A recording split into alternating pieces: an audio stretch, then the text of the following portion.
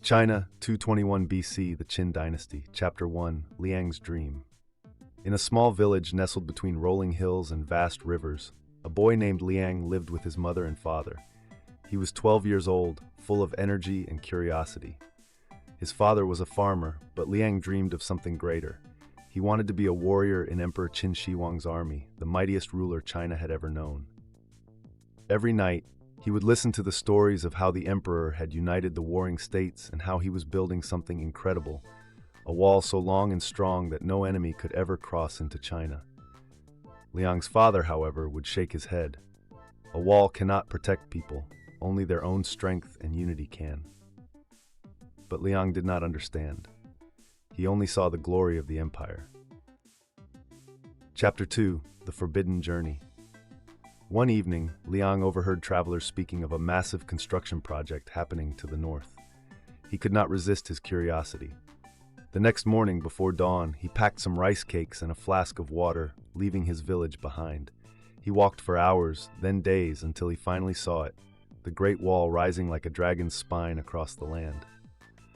But what he saw shocked him. Thousands of men, some barely older than him, were working under the blazing sun. Their hands were rough, their faces covered in dust. Soldiers stood by, whipping those who slowed down.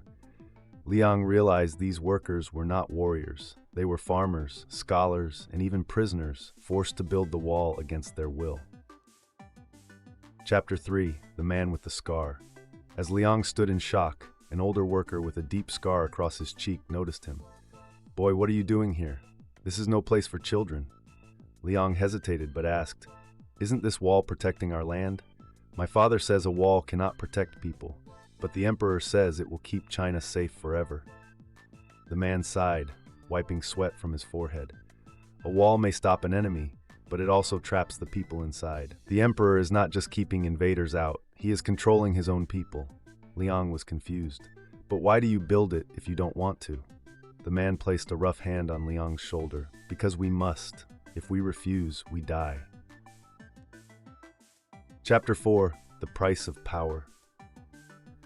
Liang stayed for a few days, watching the men struggle. He saw men collapse from exhaustion, their bodies taken away in silence. He saw mothers waiting outside the camps, hoping for news of their husbands and sons.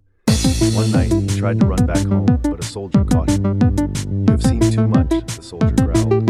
"You will stay and work."